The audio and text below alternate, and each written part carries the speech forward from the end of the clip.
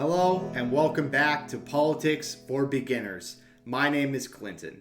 Today we explore the question, how do Canadians choose a Prime Minister?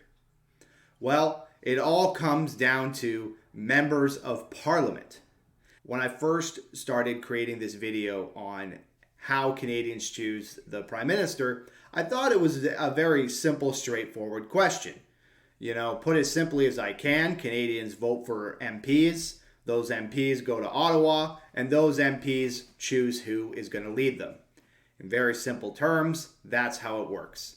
However, as I kind of rambled along and stumbled through this video, I realized there's a lot of background knowledge you need in order to first understand what a Prime Minister even is. So let's start here. As a Canadian, when you go to the voting booth and it's election day, you have a choice of your member of Parliament. If we're talking federally, if you're talking provincially or at the state level, then these people are called members of the Legislative Assembly here in British Columbia. They have different names in different provinces. Let's not get too confusing here. But when we're talking about the Prime Minister of Canada, they are called members of Parliament. This is the local rep, your local representative, right? The cool thing about how the Canadian government is set up is that it all really comes down to the member of Parliament, the MP. These individuals come together to form the Parliament. Now, as long as all of these individuals get along and they're working together, the term is called they have confidence in the government. If these people are squabbling and there's infighting and there's no clear direction, there is a non-confidence in the government. One of the major reasons why elections are called is there will be a vote of non-confidence, meaning the MPs come together and they say, hey, the people running the show, aka us, are not getting along, and therefore we no longer have confidence in the government. This vote of non-confidence triggers an election and can happen at any time. This again is different from our American viewers who have to go through lengthy impeachment trials in order to kick out their head leader, the president. In Canada, the MPs just have to get together and say, hey, we lack confidence. So, let's back up. Canada has had an election.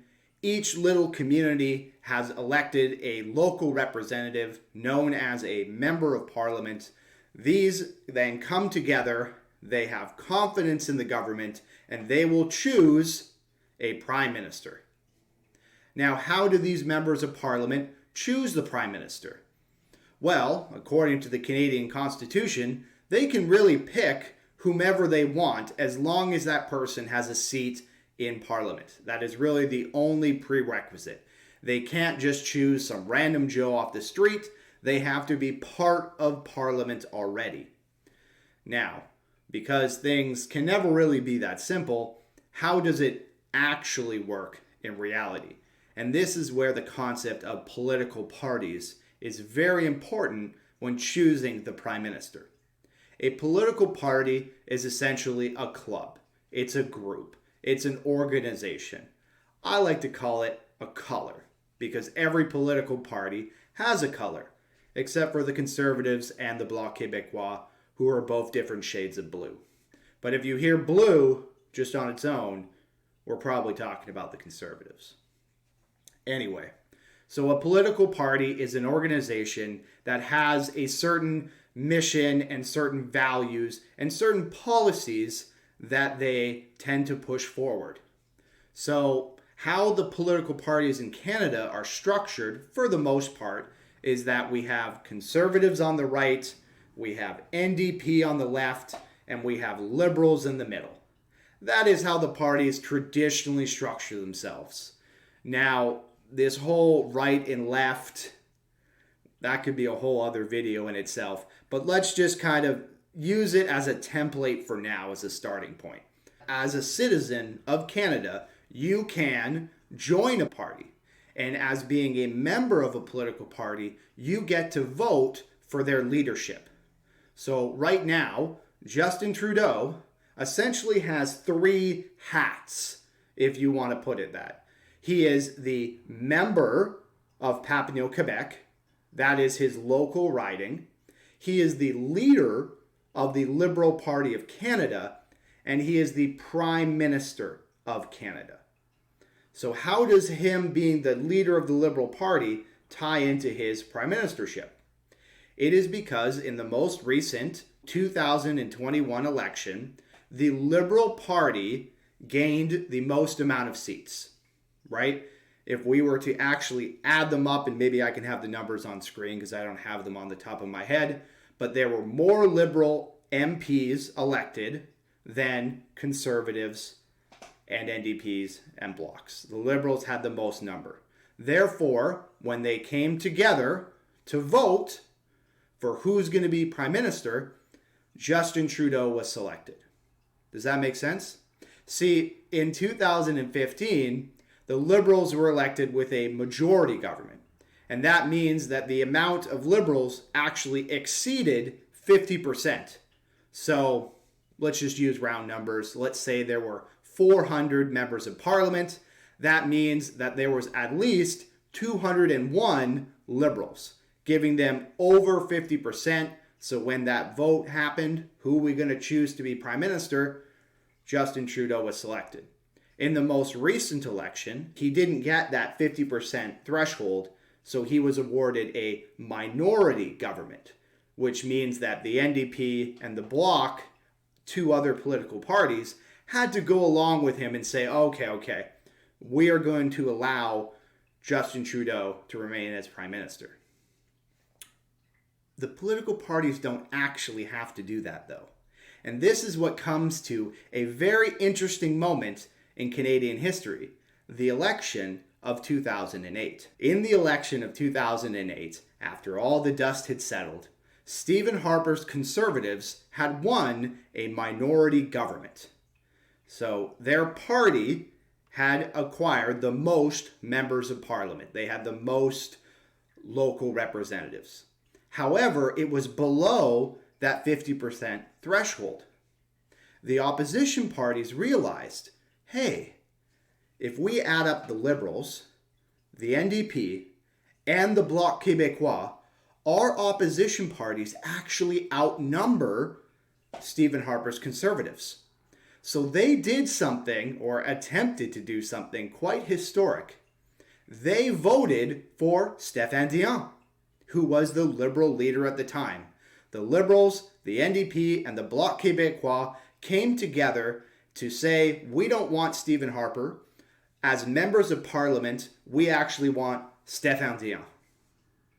Now, what happened? The Conservatives shouted, coup, coup, coup. They're taking over the government. Now, I'm really trying to do my best not to get into the partisan dogfighting, but if you want to look up a political shit show, you can go in and watch the news clips from 2008. From a political nerd perspective, Stéphane Dion should have been elected. He had full rights to, because if you look at the Constitution, it says that the three opposition parties have the right to come together, form a coalition, and kind of gang up and kick out the minority government. That's allowed. Again, coming back to this idea of confidence, right? If the government has confidence, if the 2008 members of Parliament had confidence in Stéphane Dion and they wanted him to be leader, they are totally within their constitutional rights to do that. But this is how the idea of political parties is so entrenched in our society, because the Conservatives put forward an alternative argument. They said that we just had this election. We had this election where it was Stephen Harper versus Stéphane Dion, and Stephen Harper won. His party got more seats. Therefore, Canadians want him as leader. Now, we can debate back and forth if that is correct or not, but essentially, they were not going to let the opposition have its way. In the end, Stéphane Dion was not the prime minister because Stephen Harper, and this is the important kind of, again, getting super into the devil of the details, Harper was the incumbent, meaning Harper already had the job. Stephen Harper was first elected in 2006, and therefore when he called the election in 2008, he was already wearing the crown of prime minister. Therefore, that when the opposition tried to do its little, hey, coalition, we're going to take over, Stephen Harper prorogued government. And again, that's another one of these terms that we're going to go into at some point. But to put a very short definition in, proroguing essentially is just stop, e-brake. The prime minister went to the governor general and essentially said, stop the government. After that, and because of the ensuing political media blitz that followed, the opposition kind of just gave up. And they were like, okay, he pulled the e-brake. I guess we lose. Stéphane Dion gracefully stepped to the side, and Stephen Harper governed till 2015. So I guess it kind of worked. Again, I don't want to weigh in on whether that was right or wrong from a moral perspective, because frankly, I don't care. I just find it a very interesting moment in Canadian history when the members of Parliament came together and they said, hey, we want to pick this guy. And the current prime minister said, no, you're picking me. So, how do we kind of tie all this together and put a nice bow on it? When you go to the polls, you are electing a member of parliament. And by doing so, you are giving them the right to pick your prime minister. However, in modern Canadian politics, with our obsession with the political party system, it is kind of accepted that the party that gets the most votes will form the government. And therefore, we have leadership debates where in the next election coming up, whenever that is, it is scheduled to be 2025, could be sooner. When that election takes place, you will see a leadership debate between Justin Trudeau, Pierre Poilievre, Jagmeet Singh, and whoever else is allowed on screen. They really try and limit the leadership debates because obviously the mainline political parties don't want all these competing voices. That's, again, another topic. But the idea is that these leadership debates kind of set the tone for who is going to be prime minister. And the leaders are chosen not by the Canadian public, but by the political party themselves. So if you want to have the most influence with who is going to actually become prime minister, joining a political party is a good place to start. Because as a member of a political party, you get to vote for that leader. And that's pretty much it. To wrap up, Canada is very different from America. We do not directly vote for a prime minister. We will not see Justin Trudeau and Pierre Poilievre on the same ballot because they belong to two different ridings. If you live in Papineau, Quebec, you can vote for Trudeau.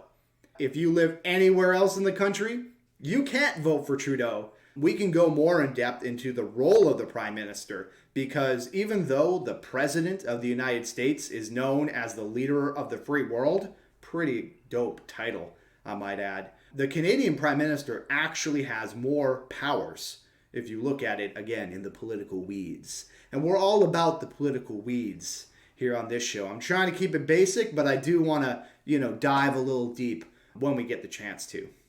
So I hope that clarifies things around how Canadians pick the Prime Minister. I hope you enjoyed the ramble. Hope you enjoyed the video. Do give it a share. We're trying to get this information out to as many people as we can. And do leave some comments down below. Was I too in-depth? Was I too simple? Do you understand? Do you want some more relatable examples? I am all ears, and your feedback is truly important to me. So leave it in the comments below. My name is Clinton Ellist. You've been listening to Politics for Beginners. Thank you for listening. One world, one love. Together, we can cooperate. And maybe have confidence in the government. See you in the next video.